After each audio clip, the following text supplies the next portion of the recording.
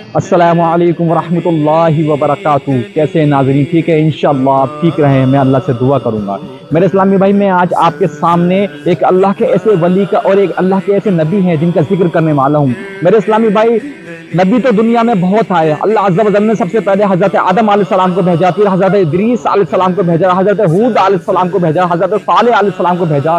اللہ عز و جل نے 1,24,000 کم و بیش نبی اور انبیاء اس دنیا میں تشریف لائے، مگر میں آپ کے سامنے ایک ایسے اللہ کے نبی کا ذکر کرنے والا ہوں جن کو اللہ تعالیٰ نے خلیل اللہ کا لقب دیا ہے، جو مہمان نوازی میں سب سے زیادہ آگے رہا کرتے تھے۔ میرے اسلامی بھائی، میں آج آپ کے سامنے حضرت ابراہیم علیہ السلام کا ذکر کرنے والا ہوں۔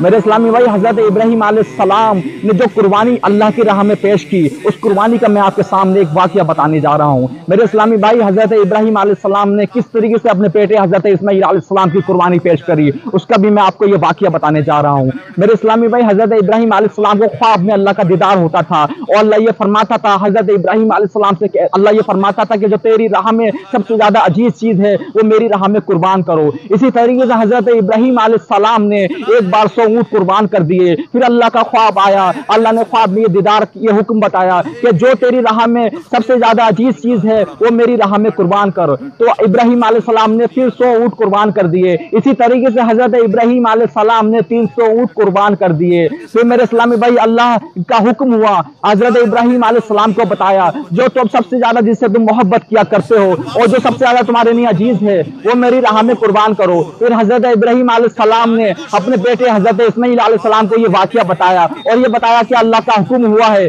کہ میری راہ میں سب سے زیادہ جس سے تم محبت کرتے ہو وہ چیز قربان کرو۔ تو انہوں نے فرمایا، بیٹے تم مجھ سے زیادہ عزیز میرے لیے کوئی نہیں ہے۔ تو حضرت اسماعیل علیہ السلام نے فرمایا یہ اللہ کا حکم ہے۔ تو والد صاحب نے یہ کہا کہ میں بھی راضی ہوں۔ حضرت ابراہیم علیہ السلام حضرت اپنے بیٹے حضرت اسماعیل علیہ السلام کو جب لے کر جا رہے تھے تو راستے میں شیطان نے ان کو ڈگمگایا۔ اسی طریقے سے حضرت حاجرہ جب وہاں سے نکل رہی تھی تو شیطان نے ان کو ڈگمگایا، مگر میرے اسلامی بھائی جیسے ہی حضرت ابراہیم علیہ السلام نے قربانی کرنے کی نیت چھری ان کی گردن پہ رکھی، ویسے ہی اللہ کی طرف سے ایک دمبا ہوا، دمبا نازل ہوا اور اس دمبے کو قربانی اس دمبے کی قربانی ہو گئی۔ تبھی سے ہم مسلمان قربانی کو کیا کرتے ہیں۔ میرے اسلامی بھائی، میں آپ کو یہ بھی بتا دوں قربانی کس کی سنت ہے۔ قربانی حضرت ابراہیم علیہ السلام کی سنت ہے۔ حضرت ابراہیم علیہ السلام کی سنت کو ادا کرتے ہیں، اور جو ہم حج کرتے ہیں، حج کا جو طریقہ ہے وہ بھی حضرت ابراہیم علیہ السلام کا ہے، مگر اس کا جو طریقہ ہے اس میں کس طریقے سے ہمیں حج کرنا ہے کس طریقے سے نہیں کرنا، یہ میرے نبی محمد مصطفیٰ رسول اللہ صلی اللہ تعالی علیہ وسلم نے اس کے بارے میں بتایا۔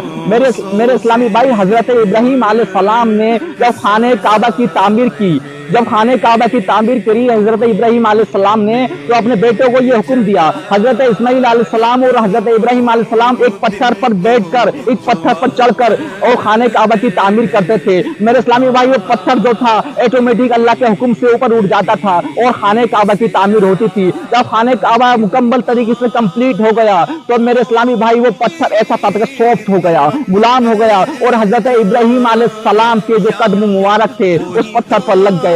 میرے اسلامی بھائی، آج جو بھی حاجی جاتا ہے حج کرنے کے لیے تو مقام ابراہیم پر جا کر نماز پڑھتا ہے۔ اللہ عز و جل نے قرآن کی آیتوں میں یہ بھی فرمایا کہ ابراہیم علیہ السلام جو مقام ابراہیم ہے وہاں جا کے آپ نماز پڑھو۔ میرے اسلامی بھائی، حضرت ابراہیم علیہ السلام وہ اللہ کے نبی ہیں جنہوں نے سب سے زیادہ مہمان نوازی کری ہے۔ اور میں آپ کو یہ بھی بتا دوں حضرت ابراہیم علیہ السلام کی ہر روایت میں الگ الگ طریقے سے ذکر آتا ہے، مگر ہم اپنے طریقے سے بتا رہے ہیں۔ حضرت ابراہیم علیہ السلام کی 150 سال کی تقریباً عمر تھی۔ حضرت ابراہیم علیہ السلام کی کوئی اولاد نہیں ہوئی تھی۔ حضرت ابراہیم علیہ السلام کی جو پہلی اولاد تھی وہ ان کی عمر 75 سال کی تھی۔ جب انہوں نے حضرت حاجرہ کے ساتھ شادی کری تو حضرت اسماعیل علیہ السلام ہوئے۔ ان کے تو 2 بیٹے تھے، ایک بڑے بیٹے کا نام اسماعیل علیہ السلام تھا اور چھوٹے کا نام اسحاق علیہ السلام تھا۔ اسحاق علیہ السلام کی جو نسل نکلی تھی وہ بنی اسرائیل میں سے نکلی تھی، یعنی کہ یہودا۔ تو آج بنی اسرائیل جو یہودی جو ہیں آج غزہ کے مسلمانوں کو جو پریشان کرتے ہیں، جو فلسطین پر اپنا قبضہ جماتے ہیں، وہ بنی اسرائیل ہے۔ وہ یہودا کون نسل ہے؟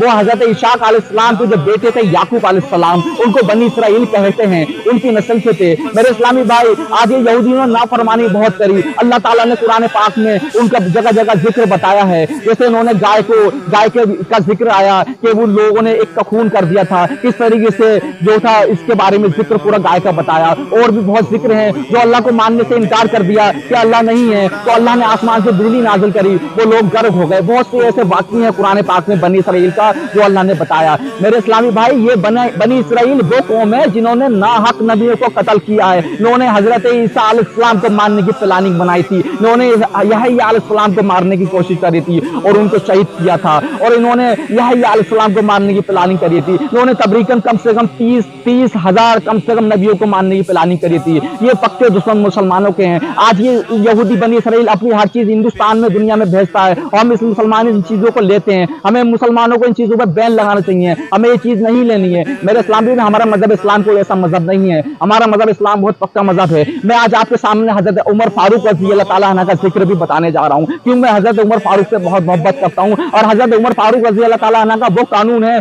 जैसा कानून है आज वही कानून दुनिया लेकर चल रही है। हजरत उमर